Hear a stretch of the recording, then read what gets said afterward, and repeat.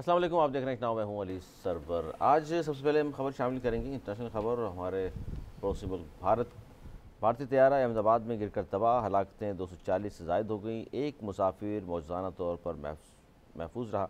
मुसाफिर तैयारा एक हॉस्टल में गिरकर तबाह हुआ है, जहाँ तलबा की हलाकतों का भी खदशा ज़ाहिर किया जा रहा है। ये इंटरनेशनल खबर आज बहुत ज़्यादा रही, क्योंकि बोइंग तैयारा था और बोइंग तैयारे क्या महफूज नहीं रहे। तैयारा साज इंजीनियर्स के इंकशाफात फिर ज़ैर बहस हैं। अहमदाबाद में तबाह होने वाले भारतीय तैयारे का बच जाने वाला मुसाफिर और उसका बयान, ये भी शामिल करेंगे प्रोग्राम में। और उसके बाद हम बात करेंगे जी वज़ीर ख़जाना के बयान की, और क्योंकि उन्होंने बजट पेश किया और बजट के बाद से पीटीआई ने इस बजट को जहां मुस्तरद किया, वहां पाकिस्तान पीपल्स पार्टी के लोग भी, मुख्तलिफ रहनुमा भी आड़े हाथों ले रहे हैं नून लीग की हुकूमत और ख़ास तौर पर इस बजट को। अब वो वोट देंगे नहीं देंगे अलग बहस है, लेकिन इस बजट पर खुश नहीं है Pakistan Peoples Party. MQ Pakistan ला ताल्लुक़ सी है, लेकिन सैयद मुस्तफ़ा कमाल साहब ने एक दो चीज़ों की तारीफ़ की है बजट में, उसको हम डिस्कस करेंगे। गंडापुर साहब की खुली धमकी, मीडिया को बाकायदा कहा कि इसे ज़रूर चलाइएगा, और वो जो आपके सामने हमने रखा भी था, इस पर मज़ीद हम बात करेंगे कि ये क्या पॉलिसी हो सकती है तहरीक इंसाफ की। ये कहना गंडापुर का, जो कि CM है कि सूबे के, वो फरमा रहे हैं हथियार लेकर इस्लामाबाद आएंगे और ठोकेंगे भी। अब ये ठोकने वाली जो बात है, ये महावरतन कहा है उन्होंने, लेकिन असला लेकर आना एहतजाज के लिए, पहले से बताना कि हम असला लेकर आएंगे, क्या इससे पहले इस तरह के एहतजाज हुए हैं पाकिस्तान में? क्या जमहूरी अदबार में इस तरह हुआ करता है? इस पर हम बात करेंगे। ख्वाजा आसिफ साहब ने स्पीकर और चेयरमैन सेनेट की जो तनख्वाह है और माली मराहत हैं, उसमें उस इजाफे को माली फहाशी करार दिया है। अब ये बड़ी अहम सिचुएशन है, इसमें पाकिस्तान पीपल्स पार्टी पर खुश नहीं है, और ख्वाजा आसिफ यानी हुकूमत भी के बहुत सारे लोग हैं तनकीद कर रहे हैं कि ये नहीं होना चाहिए था, क्योंकि अब लगता ये है, आपने दोनों मौजूद मेहमानों से पूछूंगा जो प्रोग्राम में मौजूद हैं, कि इस सिर्फ सेनेट के चेयरमैन और स्पीकर कौमी असम्बली की तनख्वाह को जवाज़ बनाकर बाकी सारे बजट से क्या तवज्जो हटाने की कोशिश है, क्योंकि इस पर कहा जा रहा है वज़ीर-ए-आज़म ने नोटिस ले लिया कि नहीं, इन दो बंदों की तनख्वाह दुरुस्त नहीं है। तो बाकी जो बजट में चीज़ें हैं उस पर क्यों बात नहीं की जा रही, इस पर बात करेंगे। हमारे नवीद ज़ोहरी साहब मौजूद हैं, सीनियर तजज़ियेकार दानिश में बहुत शुक्रिया। अनीस मंसूर साहब मारूफ सहाफ़ी तजज़ियेकार, आप दोनों का बहुत शुक्रिया। सबसे पहले भारत की हम बात करें, जहाँ तैयारा गिर कर तबाह हुआ और 240 से ज़ायद हलाकतें हुई हैं। जनाब बिस्मिल्लाहिर्रहमानिर्रहीम। बहुत अफसोसनाक वाक़या, और हलाकतें की तादाद और भी ज़्यादा होगी, क्योंकि ये हॉस्टल पे गिरा है। एक डॉक्टर की इत्तला है, काफ़ी नर्सें और दूसरे स्टूडेंट्स की सुना है कि ज़ख्मी हैं, और बहुत बहुत जितना भी इसमें अफसोस का इज़हार करें कम है। तैयारा लंदन गैटविक जा रहा था, उसमें बरतानवी मुसाफिरों की तादाद भी बहुत ज़्यादा थी। हॉलीडेज़ का टाइम है, स्कूल ऑफ है, बहुत से लोग हॉलीडेज़ करके वापस जा रहे होंगे, कुछ लोग यहाँ से हॉलीडेज़ के लिए वहाँ जा रहे होंगे, और इस किस्म के वाक़यात से जो है वो जो टूरिस्ट होते हैं, जो मुसाफिर होते हैं, वो एक दहल से जाते हैं, और जानों का ज़िया यहाँ हो या वहाँ हो, कहीं हो, एक इंसानियत के नाते ये बहुत ही हमदर्दी का इज़हार करते हैं, अफसोस का इज़हार करते हैं उनसे। और ये बड़ा महफूज तैयारा समझा जाता है बोइंग का, 787। इनकी ये एयरलाइन का भी बहुत अच्छा रिकॉर्ड है, कोई ऐसी नहीं है उसमें। अच्छा, ये क्या वजह है नज़र साहब, जैसे राफेल पाकिस्तान ने गिराए, वो भी बड़े अच्छे जहाज़ माने जाते हैं, और उसके बाद उनकी कीमतें गिर गई। अच्छा, वो तो ज़ाहिर है पाकिस्तान ने निशाना बनाया, पाकिस्तान के ज़ाहिर पायलट बेहतरीन ट्रेनिंग है उनकी, जज्बा है उनके अंदर, वो तो कर सकते हैं काम, लेकिन इस तरह के जहाज़ बोइंग गिर गया तो कहा जा रहा है उनके शेयर की कीमत गिर गई है। देखिए, ये आजकल की जो इकोनॉमिकल मार्केट है ना, शेयर्स इसी तरीके से ऊपर नीचे होता है किसी के। वो एक अलग चीज़ थी, वो एक जंग थी, उसमें टारगेट करके गिराया गया। ये एक मुसाफिर बरदार तैयारा था, बोइंग का एक नाम है। अच्छा, इस पर मैं चाहूँगा, इस पर ज़रूर तबसरा कीजिए कि जैसे ही ये तैयारा गिरा है, ज़ाहिर है 1-1.5 मिनट के बाद ही गिर गया, रनवे के बाद, लेकिन अंदाज़ा करें भारतीय लोगों की जहनीत का कि सोशल मीडिया पर जैसे ही तैयारा गिरने की खबर आती है तो पाकिस्तान की तरफ उंगलियां उठना शुरू हो गई उनकी, लेकिन बाद में ज़ाहिर है फिर आहिस्ता आहिस्ता पता चला कि अभी तो ये उड़ा ही था और 1-1.5 मिनट ऊपर गया और वापस नीचे आ गया, तो फिर थोड़ा सा कमी आई इसमें। लेकिन लोगों की जहनीत क्या है कि मतलब तैयारे गिर रहे हैं आपके यहाँ, बारिश ना हो पाकिस्तान का नाम, तैयारे गिर रहे हैं पाकिस्तान का नाम। भाई हमने तो, याद होगा आपको, ISPR ने कहा था जब हम अगर कोई कार्रवाई करते हैं ना तो वो दुनिया देखती है और बताती है फिर आपको, और हम मानते हैं उस बात को। देखिए उनकी मेंटलिटी ऐसी कर दी गई है, ये जब से बीजेपी है, ख़ासतौर से जब से ये मोदी हुकूमत है, ये आरएसएस, इनका तो काम ही एंटी पाकिस्तान है। इनकी तो लोगों की जहन साजी कर दी उन्होंने, नौजवानों की खासतौर से। शुक्र है मीडिया इस बार थोड़ा सा जंग में करने के बाद थोड़ा मोहतात है, जो उसने जंग में गलतियाँ हुई हैं और वो नहीं कर पाया, और फिर फ़ौरन इसकी वीडियो आ गई और इसमें तो वो जो बातचीत होती है वो आ गई एयर कंट्रोल की, वो कह रहा है कि वो इंजन फेल हो रहे हैं और वो जहाज़ में करंट ही नहीं है, तो वो ये चीज़ फ़ौरन दब गई। और ज़िम्मेदारी का मुजाहरा करना चाहिए हर मुल्क को, इंडिया हो या और भी कोई मुल्क, इस किसी भी चीज़ें इंतज़ार करना चाहिए, जल्दबाजी में नहीं करना चाहिए। बहरहाल एक दुख का वाक़या है, मुसाफिर तैयारा है, मुसाफिर इसमें जहाँ बाक हुए, अफसोस का इज़हार है इसमें। अनीस मंसूरी साहब क्या कहेंगे? ये पहली खबर हमने शामिल की है, इंटरनेशनल खबर है ज़ाहिर है, भारत से, अहमदाबाद, गुजरात। देखिए बहुत अफसोसनाक सानिया है और यकीनी तौर पर एक पूरी इंसानियत के लिए एक दुख का खबर है। लेकिन टेक्निकली इसे ज़रा देखने की ज़रूरत है कि आखिर इंडिया का जो फ़िज़ा है वो इतनी गैर महफूज क्यों हो चुकी है। अगर उनके जेट हो तो उनसे वो उड़ते नहीं हैं, राफेल जैसा तैयारा उनसे गिर जाता है। उनके हेलीकॉप्टर हों तो वो पिछले 1 महीने के अंदर 4 हेलीकॉप्टर उनके गिर चुके हैं। आप उनका बोइंग देखें तो इसको ये सानिया पेश आ चुका है। मसला सारा इस वक्त जो है वो इंडिया की हुकूमत और इंडिया के इंतज़ामी इश्यूज़ पर है। अच्छा, वहाँ के लोग ये कह रहे हैं कि ये पाकिस्तान ने जो एयर स्पेस बंद किया तो उसकी वजह से बहुत ज़्यादा टेंशन भी है, पैसा भी ज़्यादा लग रहा है, और एक नया रूट है वो समझ में नहीं आ रहा उनको। देखिए नया रूट तो अभी उड़ता तो समझ में आता ना, नहीं बाकी सारे जो आप बात कर रहे थे, बाकी परेशानी तो है पायलट्स को। देखें बाकी तो है, लेकिन आप तो हमसे जाहिर है बात करें, बैठ के मुज़ाकरात करें। देखिए अली, ये जो जहाज़ इनके पायलट थे ना, वो 8,200 किलोमीटर का इसका एक्सपीरियंस है। 8,200 किलोमीटर आवर का, सॉरी 8,200 आवर का एक्सपीरियंस जो है वो बहुत बड़ा एक्सपीरियंस होता है। जो दूसरा पायलट था उसका 1100 घंटे का एक्सपीरियंस है। तो अगर आप उस एक्सपीरियंस को देखें तो एक बहुत ह्यूज इनका एक्सपीरियंस है। तो ये बात कह देना कि यार इन पर प्रेशर था, बोइंग 787 आज तक गिरा नहीं, सही है, 787 आज तक गिरा नहीं है। ये पहला इनका जहाज़ है जो इस कंडीशन में गिरा, इस तरीके से गिरा। अच्छा, मामला सारा यह है कि क्योंकि अगर आप ये देखिए कि एयर इंडिया का जो जहाज़ गिरा है, इसमें अक्सर इशूज़ ये हैं कि वहाँ पर इल्ज़ाम आयद होते हैं करप्शन के, वहाँ पर इल्ज़ाम आयद होते हैं कि उनकी इतनी काबिलियत नहीं है।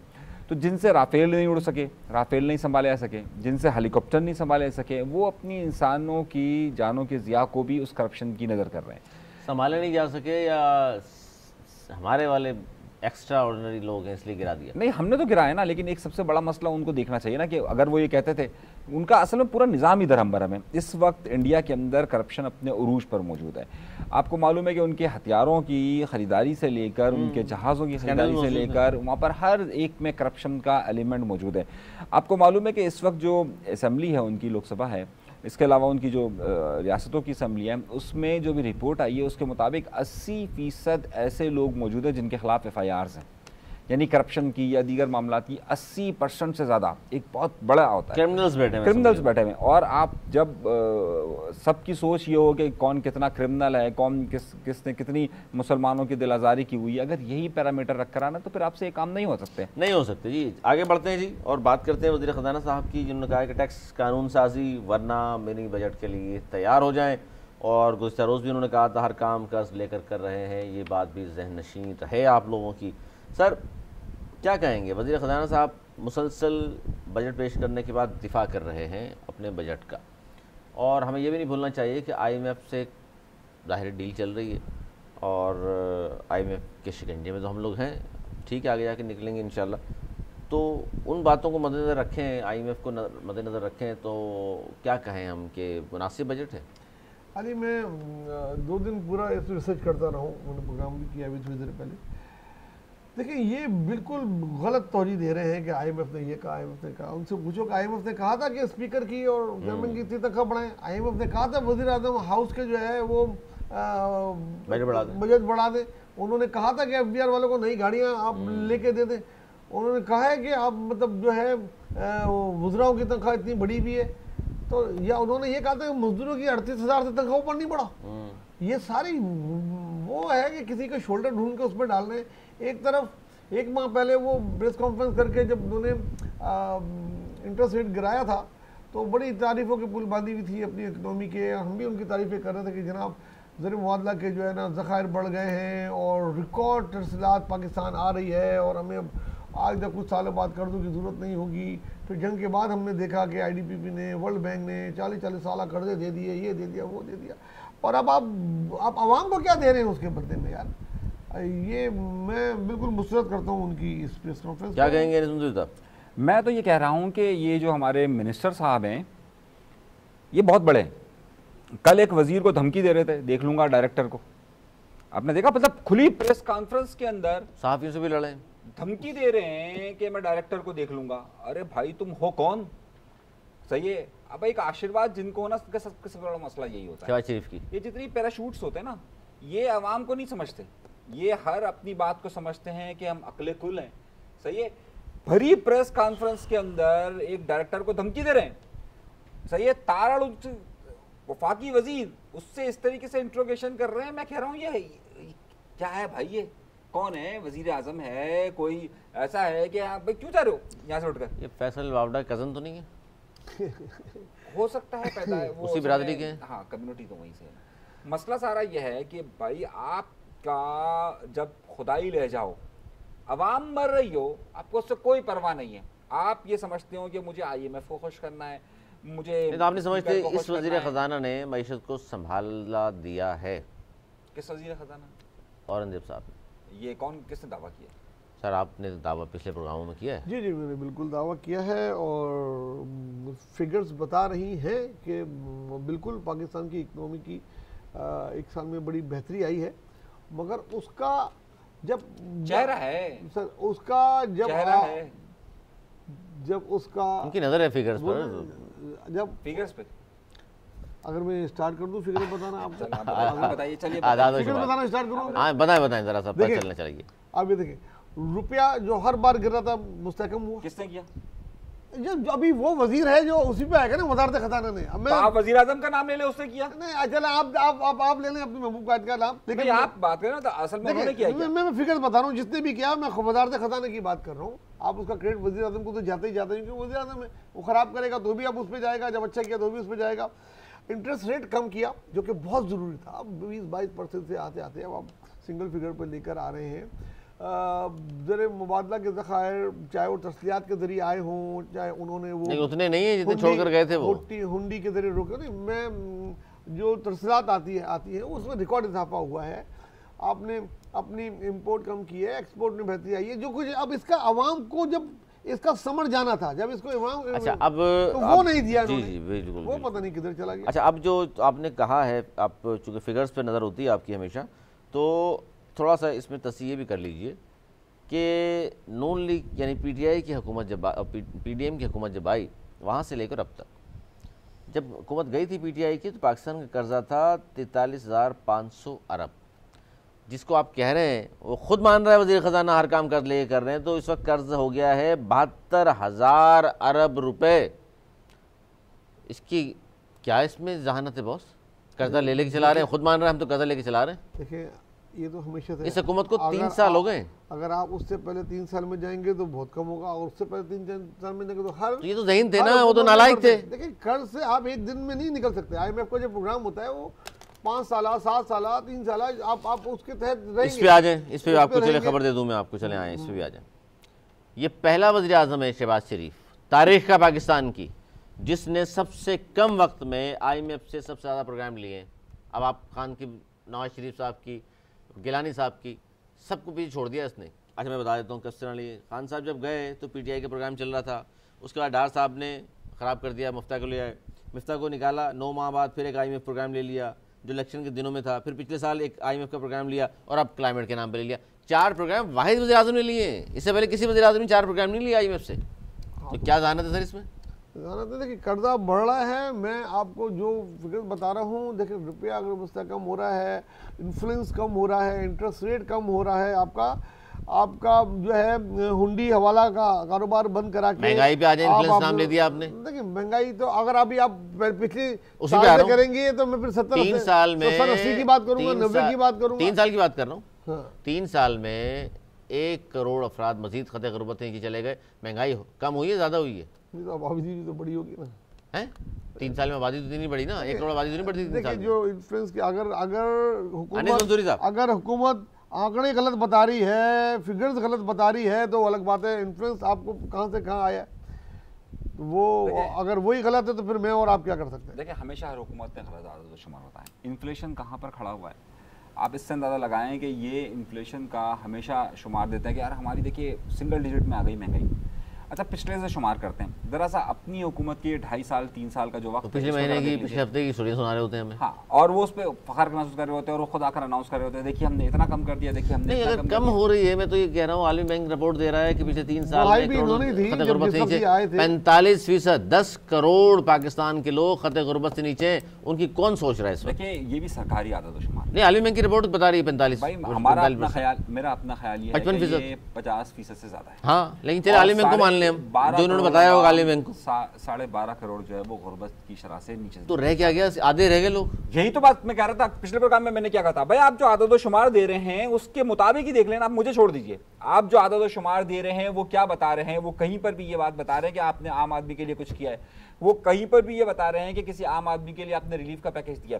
आप तो पेट्रोलियम मसनूआत की कीमतों को बढ़ाने की बात कर रहे हैं, आप ये बात कर रहे हैं कि जनाब, अच्छा आप ये बात कर रहे हैं, देखिए हमेशा ये बात देखा था इन्फ्लेशन एक नेचुरल फिनोमेना है, हो जाता है, चलिए सही है, ठीक है, आप मान लेते हैं हम एक जरिए के लिए, लेकिन उस इन्फ्लेशन का एक कंट्रोल तो होता है ना। दूसरा, फीकस आमदनी आपने कितनी बढ़ाई है? आप हमेशा सरकारी मुलाजमतों की बात करते हैं, आप ये बताइए कि आपने फीकस आमदन बढ़ाने का कोई सोर्स पैदा किया है? पाकिस्तान का आम लोगों का जो फीकस आमदन था वो वही है कि जो पहले था। अब आप कहें कि जनाब फीकस आमदन हमने जो है वो $1000 कर दिया। अच्छा, आप अपर क्लास को और फिर लोअर क्लास को सबको मिक्स करके बता देते हैं। मामला सारा यह है कि फीकस आपने आमदन उस इन्फ्लेशन के मुताबिक आपने बढ़ाया है। आप स्पीकर की तनख्वाह को 600% बढ़ा देते हैं, कहते हैं 5 साल से बढ़ा है। आपने कहा कि इसी इन्फ्लेशन के दौरान फीकस आमदन का रेशो कितना बढ़ा है? आप वो डेटा उठा के देख लीजिए। लोग यहाँ पर मजबूर हैं, लोग यहाँ पर बेबस हुए हैं, यहाँ पर लोगों के आमदन का जरिया नहीं है। सूरत हाल गंभीर से गंभीर होती जा रही है और ये कह रहे हैं कि जनाब हमने सब कुछ कंट्रोल करके दे दिया है, सब कुछ देखिएगा ये जन्नत के बाग हैं हमने। और देखिए सीधी सीधी बात है, मैं आपको जरा खुल के बताता हूँ, ये डॉलर कंट्रोल की बार बार बात करते हैं, ये दुआ दें पाकिस्तान की फौज को, चीफ ऑफ आर्मी स्टाफ को, कि उनके पर्सनल इंटरेस्ट की वजह से ये रुका था, इसमें इन साहब का कोई किरदार नहीं था। और जिस तरीके से उनका मामला था ये उधर से हुआ था। ये झूठ बोलते हैं भाई, ये आपने आदत शुमार किया, आप आवाम को जवाब देने से कासिर रहते हैं और फिर आप वहाँ पर धमकियाँ देते हैं, देख लूँगा डायरेक्टर को। सर इस बारे में क्या ख्याल है आपका कि स्पीकर और चेयरमैन सेनेट की तनख्वाह, इसको ख्वाजा आसिफ वज़ीर दिफा हैं, 1-2 लोग और भी हैं जिन्होंने कहा कि ये माली फहाशी है ये, और इस पर कहा गया कि जनाब देख लीजिए वज़ीर आज़म ने नोटिस ले लिया, इन 2 आदमियों की तनख्वाह पर नोटिस ले लिया और बाकी जो बजट है उस पर बात ही नहीं हो रही। या ऐसा तो नहीं बजट को डिफ्यूज करने के लिए इस इशू को 2 अलग कहानी सुना दी हमें कि जी? ये 2 तरीके होते हैं। एक तो ये जो उन्होंने जुमला कहा बड़ा अच्छा था, का एक और इजाफा कर देते हैं, चलो मैं इजाफा करता हूँ, फाशी और अयाशी है। ये माली फाशी और अयाशी है। खाली ये नहीं है, वज़ीर आज़म हाउस की बजट बढ़ाना भी अयाशी है। गाड़ियाँ खरीदना, नई वुज़रा की तनख्वाह 7-7 लाख करना, ये भी एक गरीब मुल्क के लिए अयाशी है इस तरीके से। तो ये अयाशियाँ तो इनकी जारी हैं और गरीबों के लिए कुछ नहीं है। फिर ये एक पंचिंग बैग होता है ना, अब बहुत सारी चीज़ों से नज़र हटाने के लिए कोई पंचिंग बैग दिया जाता है, आवाम उस पर लग गई है, स्पीकर ये वो सारी चीज़ें। अब ये क्या करेंगे? मैंने कहा ना बजट इस तरह पास नहीं होगा, ये याद है ना आपको, हर प्रोग्राम में बोल रहा हूँ, और 4-5 चीज़ें लिखाई भी थी, ये वही होगा। ये अच्छा, सजाए मौत दिखा के उम्र कैद कर देंगे। तो दूसरी बात यह है कि अच्छा पीटीआई ने इसको मुस्तरद किया है, जबकि पीपल्स पार्टी जो है इस पर उनके रहनुमा तो बहरहाल इस बजट को कातिल और पता नहीं क्या कुछ कह रहे हैं। आपको क्या लग रहा है कि पीपल्स पार्टी अब सड़कों पर आएगी? क्योंकि आज ये खबर भी चल रही थी चौधरी मंजूर साहब के हवाले से कि पीपल्स पार्टी सख्त एहतियाज करेगी सड़कों पर आकर, और वो सही थी गलत थी, लेकिन लग रहा है आपको यही होने वाला है? जी मेरे पास इतलात है कि तैयारी की इनकी है इतलात, अगर इनकी कुछ तरमीम पेश करने जा रहे हैं अगले 3-4 दिन में बजट में, अगर इस चूँकि सिंध असेंबली का शायद कल बजट है, उसके बाद फिर ये जो है ये कुछ लोगों की कमेटी बना के इसके बजट में तजावीज़ देंगे ये, जिसमें से और अगर वो नहीं हुई तो ना सिर्फ ये कि वो वोट नहीं देंगे, एहतजाज की इनकी कॉल होगी पूरे पाकिस्तान में। और वो जो चीज़ें मेरी नॉलेज में आई हैं, एक तो ये फिल फॉर इस पे से ख़त्म किया जाए, जो उन्होंने उसको बोला है कि जो आपने सोलर पे लगा दिया, 18%। जो पानी पे लगाया है बोलो उसको ख़त्म किया जाए। मजदूर की कम से कम तनख्वाह 38 से बढ़ा के 50,000 के लिए किया गया है। 30% सरकारी मुलाजमीन के लिए कहा गया। इस किस्म की 6, 7, 8 तजवीज़ें होंगी। अगर ये कर रही है तो बहुत सी बात है, लेकिन लगता है आपको कौन मान लेगी? देखिए पीपल्स पार्टी कल जो बजट देने जा रही है, इसमें मेरे ख्याल में 30 या 35% सरकारी मुलाजमीन की तनख्वाह बढ़ा रही है, कोई इस किस्म का टैक्स नहीं लगा रही है, वो खुद करके दिखा रही है। एजुकेशन पे वो काफ़ी बड़ा देने जा रही है, हेल्थ पे काफ़ी बड़ा बजट देने जा रही है। ये एक तरफ ये करके दिखा रही है, दूसरी तरफ ये उनसे डिमांड कर रही है कि भाई ये नहीं चलेगा जी, इस तरीके से हम आपके साथ नहीं है, हमने बहुत बोझ उठा लिया, ये नहीं है। और जो ज़ुबान वो इस वक्त इस्तेमाल कर रहे हैं, मैंने जब से ये गवर्नमेंट आई है सबसे सख्त तरीन वो है, तो उसके माने मुझे लग रहा है कि एहतजाज करेंगे। जी अनीस मंसूरी, पीपल्स पार्टी पूरे पाकिस्तान में निकल कर एहतजाज करने वाली है। और नवाज ज़ुबैर साहब के पास पक्की खबर है कि आप दामाद दमस के अंदर वाली अगर ये तजावीज़ नहीं मानी, अवाम के साथ जुल्म पीपल्स पार्टी बर्दाश्त नहीं कर सकती, चाहे कुछ हो जाए। ये किसने कहा? मतलब लुबे-लुआब इनकी बातों का। अच्छा, इनकी बातों का। पाकिस्तान पीपल्स पार्टी ने मेरे भाई पिछले साल भी यही कहा था, और कहा था कि IMF का बजट है ये और इसे हम अप्रूव नहीं करेंगे, न देंगे, और हम जो है वो हर हद तक आवाम के लिए जाएंगे। न सिर्फ ये सारी बातें इन्होंने कही थी, बल्कि इन्होंने बड़े बड़े दावे किए थे। आप चौधरी मंजूर के बाद ये सिंध हुकूमत के सिर्फ 2 वजीर ने बयान दिया, वो भी बजट को रिफ्यूज़ नहीं किया। उन्होंने कहा कि हमारी जो कराची से सक्खर तक वाली जो वो बननी थी, क्या कहते हैं उसको, हाईवे, उस पर उन्होंने बजट नहीं रखा। 15 अरब का बजट रखा है सर। K4 पे बात नहीं की? वो तो कहाँ से कौन बात करेगा? पाकिस्तान पीपल्स पार्टी K4 पर। कराची की क्या मतलब है? और आप पहले कंप्लीट कर लें, K4 पर वो आप बीच में बोल सकते हैं, वो बात करेगी तब की बात है ना। अच्छा, आज मुर्तज़ा वहाब ने कहा कि हम बात करेंगे K4 पर, कि K4 पे उन्होंने बजट नहीं रखा। मैं सूबाई हुकूमत से कहूँगा कि वो वफाकी हुकूमत से बात करे। मेरे भाई, ये जब बजट सिफारिशात जाती है, ये सब मामला जाते हैं, सूबाई हुकूमत को मालूम होता है क्या जा रहा है, कौन कौन सी फंडिंग हो रही है। उस पर क्यों बात नहीं कर रहे आप? शेडो बजट देने वाले हर साल भाई कौन? MK वो तो हर साल क्या देती है, वो हर महीने में शेडो बजट देती है। उनका तो बजट जो है वो पता नहीं कहाँ से आता है। वो छोड़िए, मैं भी उस पर बात करूंगा ना, तो वो अभी तो कह रहे हैं कि कल सिंध में बजट आएगा तो हम देख लेंगे, मुश्किल टाइम देंगे, हमें नहीं लिया। अच्छा, एहतजाज करेंगे, फुल टैक्स से बचाएंगे। जहाँ K4 के बजट ही नहीं रखा 3 अरब के अलावा, तो वहाँ पीछे बैठे तालियां बजा रहे थे। अरे भाई, उनको वो 25 अरब कल टैक्स से बजा रहे होंगे, वो ये 25 अरब जो मांग रहे हैं ना, वो भी नहीं मिलेंगे। देखिए मेरी बात को समझने की कोशिश कीजिए। मसला खामोश करने के लिए देना पड़ेगा, ये है ना। अच्छा, ये काम आता है ना। मोबाइल देंगे? नहीं, कॉल। अच्छा, बस सिर्फ एक कॉल, बस बहुत सच है। पीपल्स पार्टी के लिए भी यही होगा। अच्छा, क्या समझ रहे हैं आप? ये तो मैं आपको लिखा चुका हूँ। आपको याद है, मैं इनसे पूछूंगा, उस वक्त पूछूंगा जब 16 रुपये कम हो गया होगा, मजदूर की तनख्वाह बढ़ गई होगी, सरकारी मुलाजमीन की, ये जो चीजें मैंने बोली है, अगर बजट में ये तजावीज हो गई, अगर मान ली, तो फिर ये इस प्रोग्राम में बोलेंगे कि मैं सही था। जो ये नहीं बोलेंगे हमेशा की तरह। नहीं, लेकिन आपने जितनी बड़ी बातें कर दी है, मैंने बहुत की है। मैं तीसरे दिन रिपीट कर रहा हूँ अपनी बात को। वो वज़ीर ख़ज़ाना अगर नहीं मानेगी तो फिर ये बजट पास नहीं होता नजर आ रहा, मुझे कुछ और नजर आ रहा है, और मैं हैरान हूँ कि ये कैसा बजट है। मैं समझ रहा हूँ, मेरे ज़हन में उस तरफ जा रहा है, लेकिन लग रहा है कोई होने वाला है। मुझे लग रहा है कि अगर ये कुछ ऐसा ना हो कि ये बजट ही पास ना हो, कुछ और ही हो जाए। क्या हो जाए? क्या होता है जब बजट पास नहीं होता? तो क्या होता है आप बताएं ना। आप बताएं, पुराने साफी हैं, आप बताएं अगर बजट पास नहीं होता तो उसको क्या कहा जाता है? क्या हुकूमत हट जाएगी? देखिए, अगर बजट एक फाइनेंस बिल है, बजट अगर पास नहीं होता तो हुकूमत के खिलाफ अदम एतमाद माना जाता है, और बजट नहीं पास होता तो हर चीज रुक जाती है मुल्क की। पाकिस्तान पीपल्स पार्टी उस हद तक जाएगी, उससे पहले। लेकिन मेरा जाती ख्याल क्या, देखिए मेरे ये 5-7 चीजें जो है ये नून लीग मान लेगी। उनके खुद के लोग बोल रहे हैं, सरापा एहतजाज बने हुए हैं। आप सुन रहे हैं वो क्या कह रहे हैं उनके वज़रा? आपकी सही बात है, लेकिन मैं कह रहा हूँ इतनी सारी चीजें आपने जो बोली हैं, ये तो नून लीग कभी भी नहीं मान सकती। हद ये है कि आप पीपल्स पार्टी को कह रहे हैं मरियम, आप नून लीग की भी आवाज है। मैं आपको बताऊं, टू बी ऑनेस्ट, जो भी नून लीग के पार्टी कह रहे हैं, मरियम नवाज ने भी कहा है कि हम इजाफी टैक्स नहीं मानेंगे, हम नहीं मानते। अभी उनका स्टेटमेंट आया है।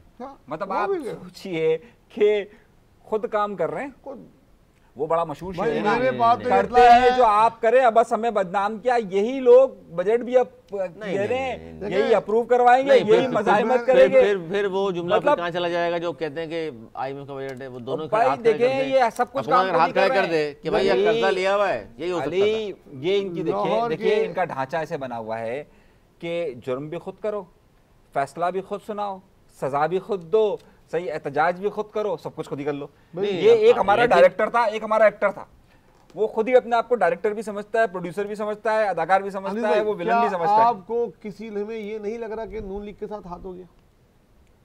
देखिए मैं आपको जो नहीं, कह सीरियस रहा हूं, सवाल है आप मेरा, देखिए, अली, इस वक्त मेरा ध्यान तो जा रहा है, सीरियस सवाल किया हमारा मैंने, ध्यान तो जा रहा है उस कोई तरफ। आप इसको लैटरल हमारा मोड में ध्यान नहीं तो जा रहा है। लीजिएगा। देखिए जो हुकूमतें कर रही हैं, मैं आपको फिर आपसे अर्ज कर किए देता हूँ, हाँ। ये सारी सियासी जमातें, चाहे मुस्लिम लीग नून, पाकिस्तान पीपल्स पार्टी, चाहे MQM, मैंने आपसे ये कहा कि ये खुद ही जुर्म करते हैं, खुद ही उसका फैसला मुकाबला सुनाते करते हैं। हैं, खुद ही जो है वो उसको सजा देंगे और खुद ही बाद में उस पर शोर भी मचाएंगे कि हाय हाय जुल्म हो गया। अच्छा, आपका तो दो टोक मौक़िफ़ ये है कि ये चीज़ें अगर उन्होंने मान ली नून लीग ने, ठीक है, वरना पीपल्स पार्टी कम से कम बजट पे तो साफ सलसले अल्फाज में नून लीग को कह देगी भाई हम नहीं आ रहे, 100% मैं इस बात पे कायम हूँ। और बिलावल से आपको उम्मीदें हैं?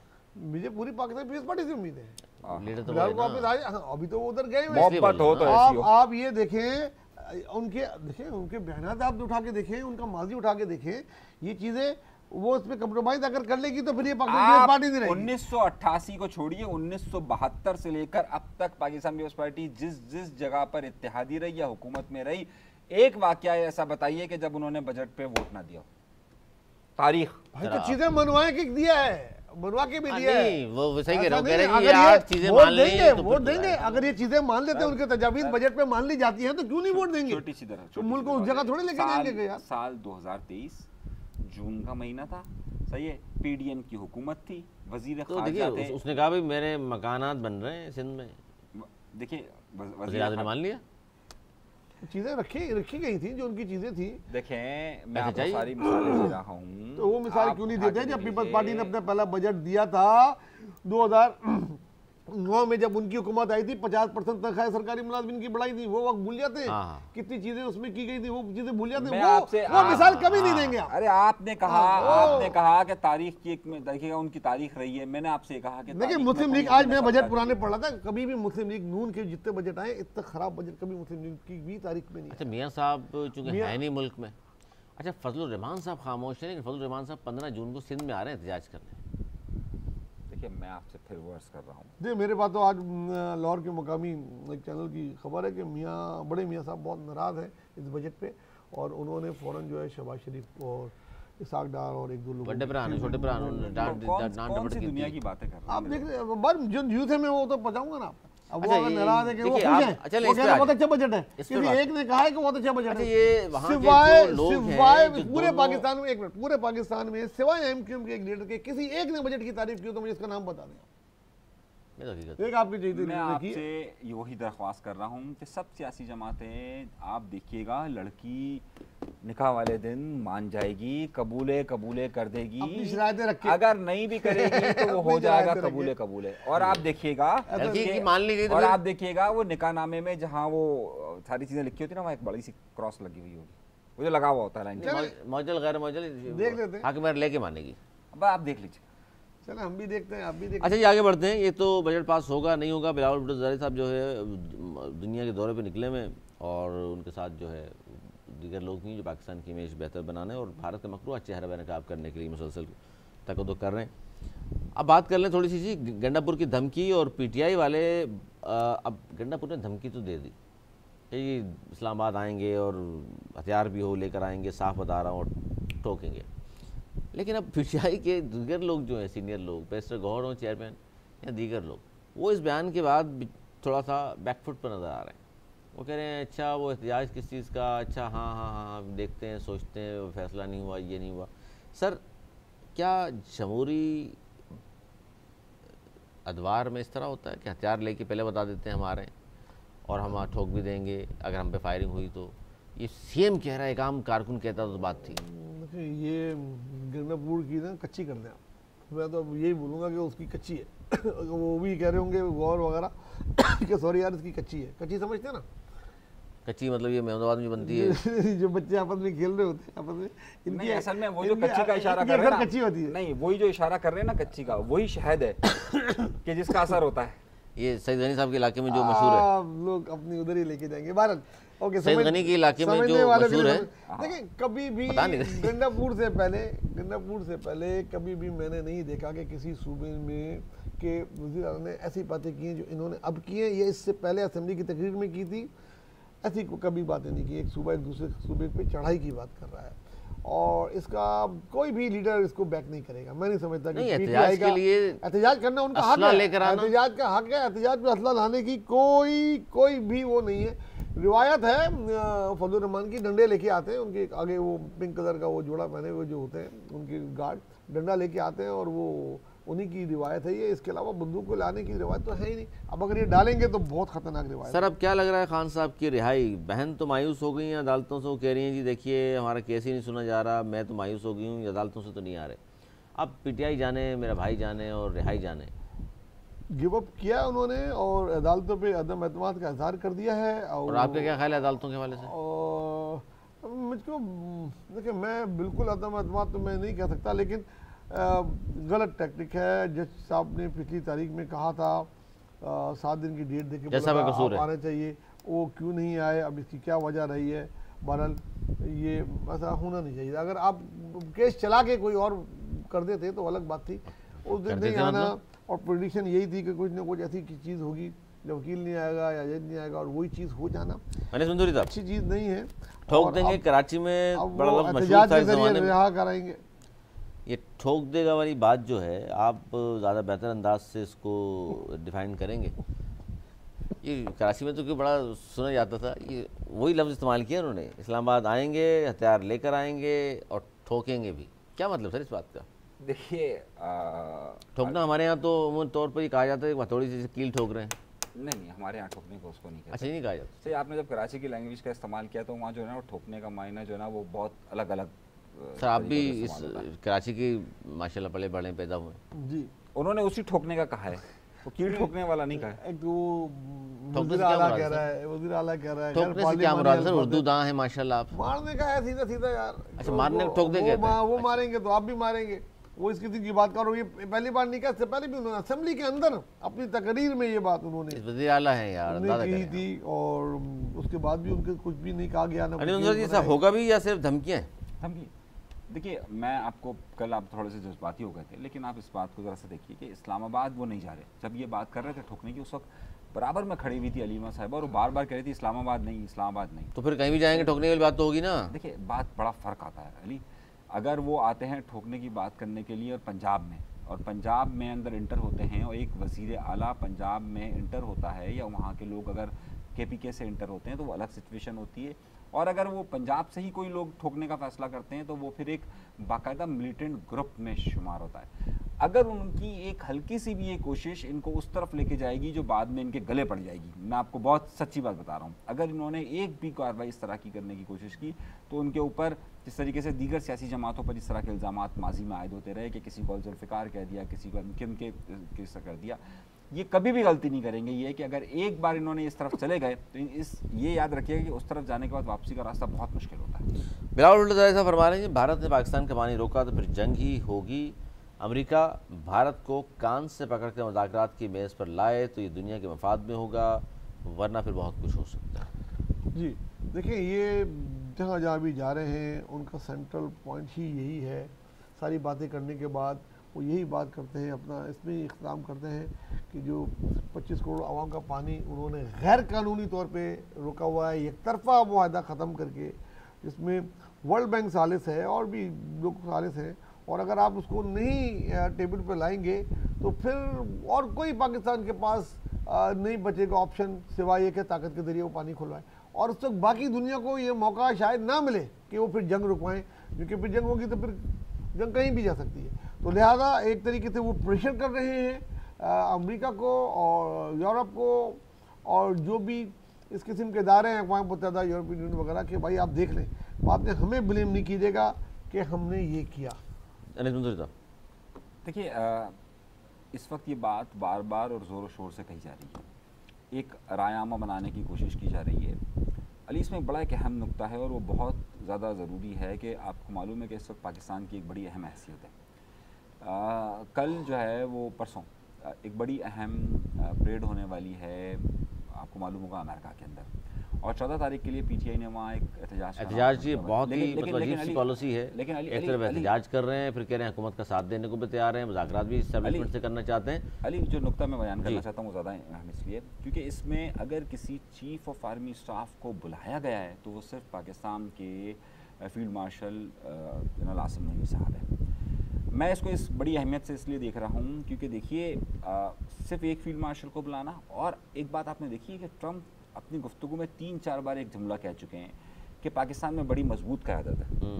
ये लफ्ज़ उन्हें भी मालूम है वो किसकी तरफ कह रहे हैं और हमें भी मालूम है किसकी तरफ। शहबाज शरीफ नहीं, वो जाहिर सी बात है पाकिस्तान की हुकूमत किसकी है यार, ये क्या बात करते हैं सर ना करें यार, आप ना करें ना, आप हमें पता है कि क्या मामला है। अच्छा छोड़िए ना। अच्छा देखिए, आप मान रहे हैं इस बात? अच्छा अली इससे अहम बात है, अहम बात यह है कि आपको मालूम है कि आज ईरान और इज़राइल के दरमियान एटमी जंग की वाज़ेह बातें कही जा रही हैं और इज़राइल बाकायदा तमाम अखबार कोट कर रहे हैं कि आज रात या कल रात या 1-2 दिन के अंदर इज़राइल ईरान पर उन जगहों पर कि जहां इनके एटमी प्लांट से वहाँ अटैक कर सकता है। आज IAEA की रिपोर्ट भी आई है। इस सूरत हाल में पाकिस्तान के फील्ड मार्शल साहब का वहाँ पर जाना खुसूसी दावत पर और फिर वहाँ पर बात करना एक बड़ा मायने रखेगा कि इस खत्ते की सूरत हाल क्या बन रही है और कहाँ पहुँच रहे हैं। इस सूरत हाल में खान साहब के ये मामलात या फिर इन सब के मामलात कहीं बहुत दूर नज़र आते हैं।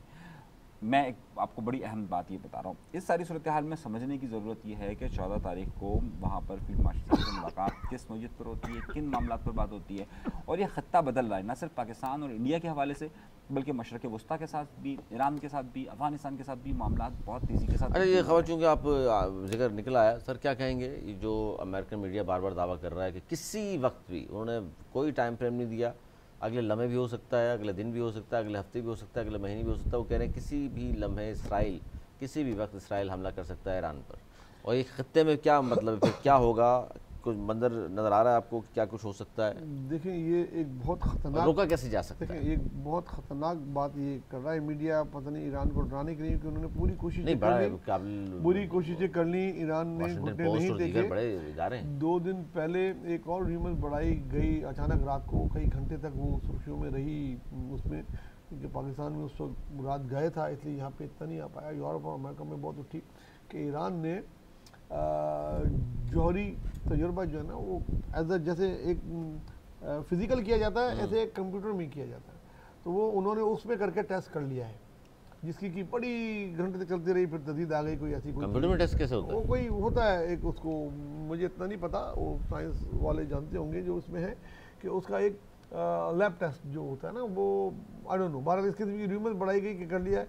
उसके कई घंटे के बाद सुबह इसकी तरदीद आई कि ऐसी कोई चीज़ नहीं हुई, लेकिन वो भी एक ऐसी चीज़ थी। और तो उनको ये है कि ईरान किसी वक्त भी एटमी धमाका कर सकता है। ईरान अब उस जगह पे पहुंच गया है कि बस उसको अनाउंस करना है करके, तो वो उस चीज़ से बचने के लिए ये करेंगे। लेकिन ये छोटा काम नहीं होगा, खाली इस खत्ते का तवाज़ुन नहीं ख़राब होगा, ये पूरा खलीज जंग के उसमें आ जाएगा। क्योंकि अगर आप किसी की न्यूक्लियर को उसको वो करते हैं तो उससे ताबकारी फैल सकती है। पाकिस्तान भी उसका एक बॉर्डर है, अफगानिस्तान भी उसका एक बॉर्डर है, और बहुत सारे खलीजी ममालिक भी हैं। और इससे जो है ना बाद में फिर चाइना है, ईरान है, उसके साथ बहुत बात आगे मजीद बढ़ सकती है। सर छोटी-छोटी 2 खबरें मैं चाहता हूँ जल्द शामिल कर लें, इसलिए मेरे ख्याल में इतना मुमकिन मुझे नहीं लगता फिलहाल। अच्छा जी, 2 चीज़ें बड़ी अहम हैं जिसमें बात करना चाह रहा हूँ। एक तो जामा कराची में फिर वो 84 इंची पाइपलाइन फिर बढ़ गई, फिर मेयर साहब इधर उधर की आएँ बाएँ, कराची वाले फिर परेशान। दूसरा, बच्चों से मुशक्क़त के खात्मे का आज आलमी दिन, पाकिस्तान में 1 करोड़ बच्चे मेहनत मजदूरी करने पर मजबूर। यार अली इस किस्म के टॉपिक से जो ना मैं बहुत ज़्यादा मेरा दिल बर्दाश्त हो जाता है।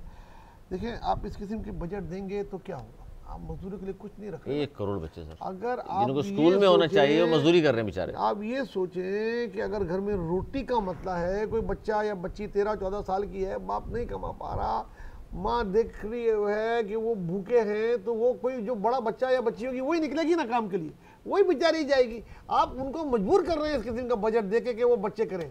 कहाँ दुनिया की तमाम गरीब से गरीब मुल्क भी अपने बच्चों को स्कूल में लाने की कोशिश कर रहे हैं, आप उनको उस तरफ धकेल रहे हैं। और आए दिन बच्चों के साथ जो घरेलू नौकरियां कर रहे होते हैं, कभी हम और आप इधर करते हैं कि फला ब्यूरोक्रेट की बीवी ने स्त्री लगा दी, फला ने इतना तशद्दुद किया, एक बीवी ने मारा है, मर गई, क्या हुआ उसका।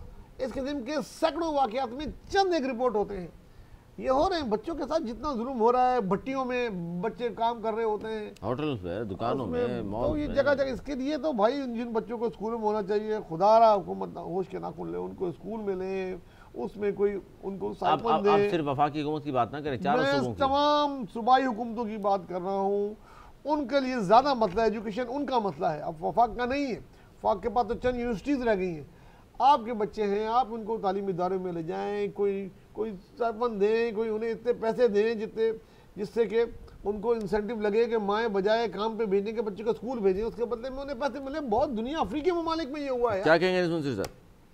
देखिए, ये तालीम का मसला तो अब क्योंकि सूबाई सेक्टर है और ज़ाहिर है पाकिस्तान के जो 2 बड़े सूबे हैं वहाँ ये सबसे बड़ा मसला है। नहीं, ये बच्चों से मुशक्क़त का आलमी दिन जो अभी तालीम की इन्होंने बात की। अच्छा, मुशक्क़त का मामला यह है कि जब आप ये कहते हैं कि 12.5 करोड़ की आबादी आपकी हद गुरबत से नीचे ज़िंदगी गुजार रही है, इसका मतलब है जो हमने एक पैरामीटर रखा हुआ है वो रखा हुआ है $2 पर डे, एक आम जो इंटरनेशनल उसूल है।